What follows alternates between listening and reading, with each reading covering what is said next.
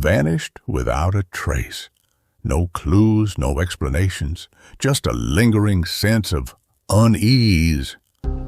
Every year, thousands of people go missing, but some cases defy all logic, all reason, and all belief. Tonight, we dive into the strangest, most mysterious missing person cases. True stories that will leave you questioning reality itself. Some have theories, others have nightmares. These three real-life cases defy logic, almost as if reality itself bent around them. Did these people stumble into something they weren't meant to see? Were they taken by something or someone lurking just beyond our understanding? Before we begin, I'd love to know, where in the world are you watching from, and what time is it for you right now? Drop your location and time in the comments below. Case 1. The mysterious disappearance of Brandon Swanson. On the night of May 14, 2008, 19-year-old Brandon Swanson disappeared without a trace in rural Minnesota. What started as a simple drive home after celebrating the end of his college semester turned into one of the most baffling missing person cases in recent history. To this day, no definitive answers have been found, and Brandon's fate remains a haunting mystery. Brandon Swanson was a bright and ambitious young man from Marshall, Minnesota. He was known for his friendly and responsible nature. Brandon had recently completed his first year at Minnesota West Community and Technical College, where he studied wind turbine technology. Friends and family described him as intelligent, independent, and level-headed. He had a close relationship with his parents, Brian and Annette Swanson, and was known to be a reliable person who rarely made impulsive decisions. Brandon was also known for his adventurous spirit and love for the outdoors. He enjoyed spending time with friends and was considered a social, easygoing person who rarely encountered trouble. He had aspirations of working in the renewable energy sector and was excited about his future. On the evening of May 13, 2008, Brandon attended a small get-together with friends to celebrate the end of the spring semester. He spent time at two separate gatherings in the towns of Canby and Lynn, Minnesota. Reports indicate that Brandon consumed some alcohol during the night, but friends claimed he was not intoxicated to the point of impairment. At around midnight, Brandon decided to drive back home to Marshall, which was about a 30-minute trip from Lynn. However, somewhere along the way he veered off course. At 1:54 a.m., Brandon called his parents, explaining that he had driven into a ditch and needed a ride home. He assured them he was unharmed and described his location as being near the town of Lynn, close to the town of Taunton. His parents drove to the location he described, but when they arrived, there was no sign of Brandon or his car. They remained on the phone with him for nearly 4 to 7 minutes as they searched in the dark rural landscape. Brandon's father attempted to pinpoint his location by asking him to flash his headlights, but they were unable to spot him. His parents drove to multiple locations trying to find him, but each time they arrived at the supposed spot, Brandon was nowhere to be seen. During the call, Brandon mentioned that he was walking along a gravel road and could hear running water nearby. He assured his father that he was confident about his surroundings, even though it was pitch dark. His father tried to keep him calm and reassured him that they would find him soon. Brandon described seeing lights in the distance which he believed were from the town of Lind. He decided to walk toward them while staying on the phone with his father. Throughout the call, Brandon occasionally stumbled or tripped, which caused concern for his father. He mentioned hearing rustling sounds in the grass and periodically expressed frustration at not recognizing any landmarks. At one point, he commented that he felt like he was walking in circles. His father continued to encourage him to stay on the line and keep talking. The conversation continued until Brandon suddenly exclaimed, "Oh, God," followed by complete silence. His parents attempted to call him back multiple times, but the calls went straight to voicemail. That was the last time anyone heard from Brandon Swanson. In the days that followed, extensive searches were conducted in the areas around Lind and Taunton. Authorities eventually found Brandon's abandoned car in a ditch near the town of Taunton, about 25 miles away from where he had originally told his parents he was. The discovery of the car suggested that Brandon had been confused about his location. Despite massive search efforts, including the use of dogs, helicopters, and volunteers, no physical trace of Brandon was found. Search dogs tracked his scent, leading away from the car toward the Yellow Medicine River, but eventually lost it. This led to speculation that he may have fallen into the river and drowned, but searches of the water turned up nothing. Adding to the mystery, there were no signs of struggle or foul play in or around his vehicle. The car was found with its doors closed and keys missing, indicating that Brandon left the vehicle voluntarily. Some experts suggested he may have been disoriented due to the dark, unfamiliar terrain. Several theories have emerged over the years regarding Brandon's disappearance. Some believe that Brandon fell into the river and drowned, especially given that his scent was lost near the water. However, no remains or belongings were ever found. Others speculate that Brandon may have encountered someone with ill intentions while walking through the rural area, but there is no evidence to support this theory. It was a chilly night, and some theorize that Brandon may have succumbed to hypothermia or injury while walking through the rough terrain. A less widely accepted theory is that Brandon may have chosen to disappear voluntarily, though his personality and circumstances make this unlikely. Some have suggested that Brandon could have been attacked by a wild animal while walking in the desolate area, but there was no evidence to confirm this. Despite multiple search efforts over the years, no trace of Brandon has ever been found. His family continues to seek answers and has worked to pass legislation in his name, known as Brandon's Law, which mandates law enforcement to respond promptly to reports of missing adults. The disappearance of Brandon Swanson remains one of the most perplexing and unsettling mysteries in recent history, leaving both his family and investigators with more questions than answers. His parents have never given up hope and continue to urge authorities to re-examine the case with fresh eyes and new technology. Case 2. The strange disappearance of Lars Mittank. Imagine taking a vacation with your friends, enjoying the sun, the beach, the nightlife, and then suddenly something changes. A single event shifts your reality, and within days you vanish into thin air, never to be seen again. This is the chilling true story of Lars Mittank, the man who ran for his life. But from what? Lars Mittank was born on February 9, 1986, in Germany.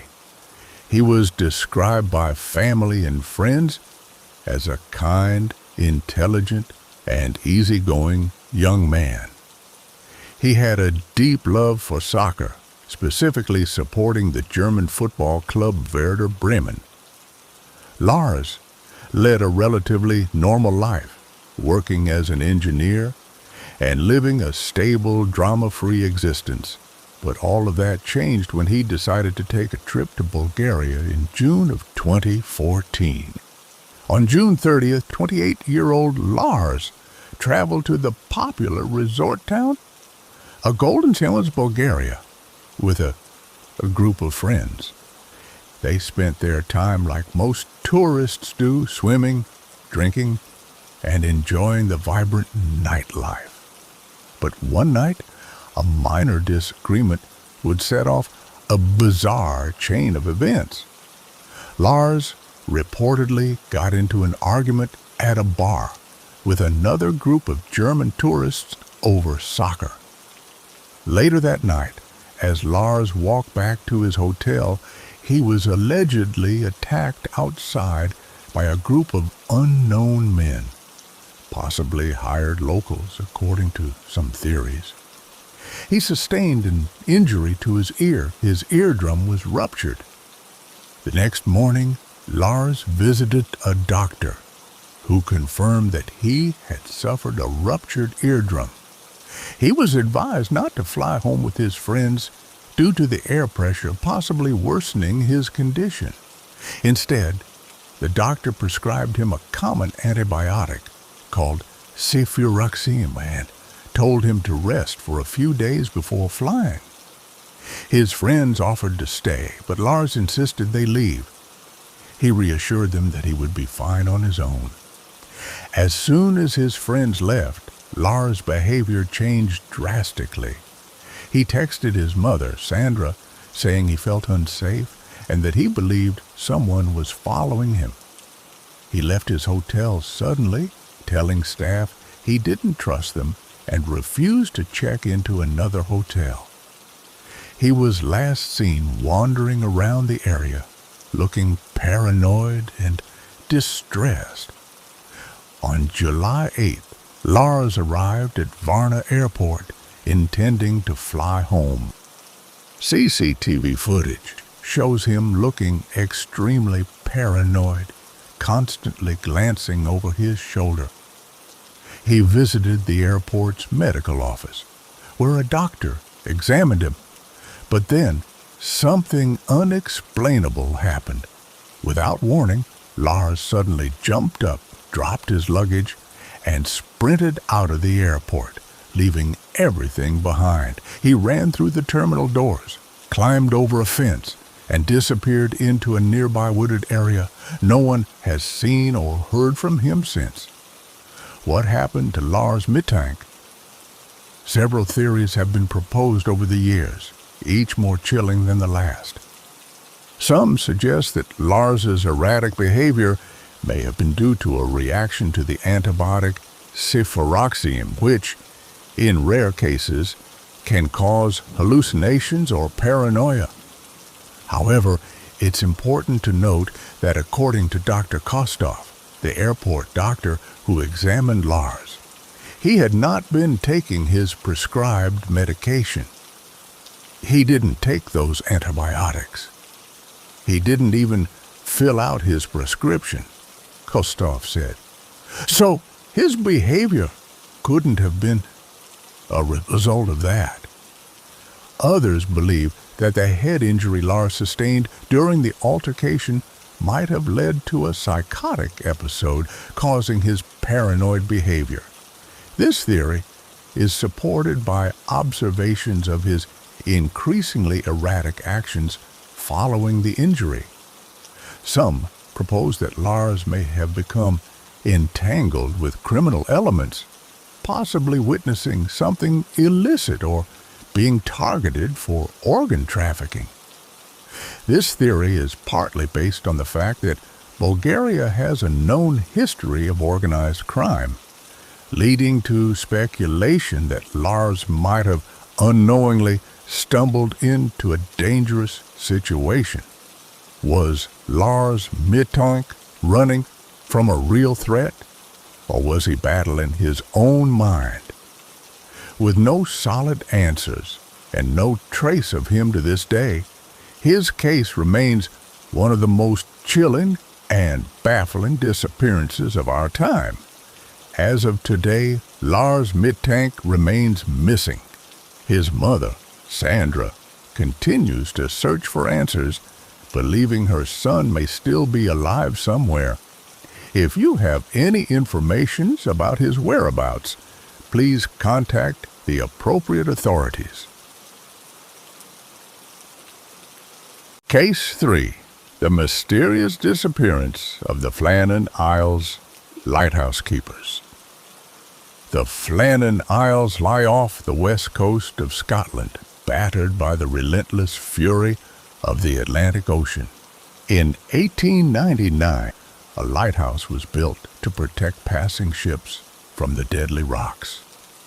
Isolated and surrounded by nothing but waves and wind, it was manned by a team of 3 keepers at a time, with a 4th rotating in from the mainland. In December 1900, the lighthouse was under the care of principal keeper James Duckett, first assistant Thomas Marshall, and second assistant Donald MacArthur. These men were seasoned workers, familiar with the brutal conditions of the sea, but nothing could prepare them for what was about to happen. On December 15th, the lighthouse was expected to send its usual light signals. But as the hours passed, there was nothing. The light remained dark, an ominous beacon of silence. The SS Archtor, a passing vessel, reported the failure. A relief ship, the Hesperus, was dispatched to investigate. When it arrived on December 26th, what the crew found, or rather, what they didn't find, would become one of history's most chilling maritime mysteries. The island was eerily quiet. The lighthouse door was locked, the clock inside it stopped, and the kitchen table still had plates of untouched food, as if the men had left in the middle of a meal. But there were no keepers to be found. The air was heavy, with an unnatural stillness, as if time itself had come to a standstill. The lighthouse logbook contained disturbing entries. On December 12th, First Assistant Marshall wrote of a powerful storm, one he described as the worst he had ever seen. He noted that Principal Keeper Duckett had been strangely quiet, while Second Assistant MacArthur, a tough and experienced man, had been seen weeping. The final entry, dated December 15th, simply read, "Storm ended, sea calm, God is over all." Then, silence. The investigation revealed that 2 sets of oilskins, protective gear worn during storms, were missing, but MacArthur's was still in place. Had the 2 men gone out, leaving MacArthur inside? If so, why did he leave without his gear? Even more disturbingly, reports claimed the lighthouse was in perfect working order, with no damage from any storm. Yet the log entries suggested terror, panic, and a battle against an unseen force. What was the unseen force they were battling against? And where did these 3 experienced men disappear without a trace? Over the years, countless theories have emerged with what might have actually happened. Some believe that a rogue wave, towering as high as 100 feet, may have swept the men into the sea. The western land opening area showed signs of massive water damage, and the disappearance coincided with reports of wild ocean conditions. But if 2 keepers were washed away, why did the third abandon his post? Would a seasoned keeper, trained for such dangers, recklessly charge into a raging storm? Or did isolation and the relentless wind drive one of the keepers mad?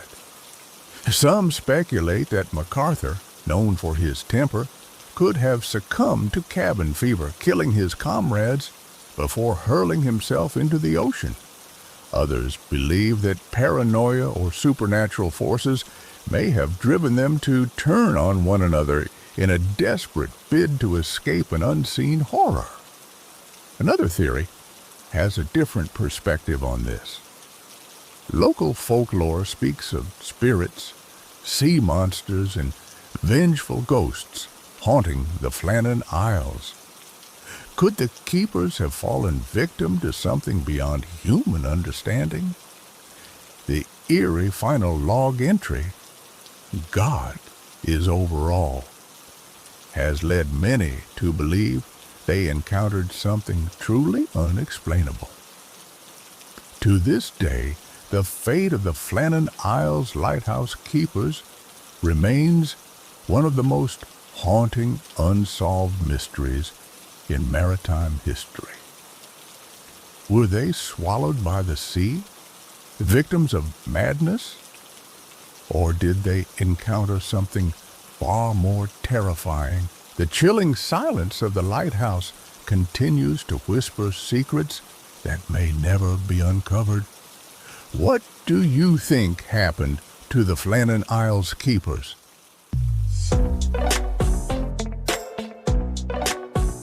Subscribe to our channel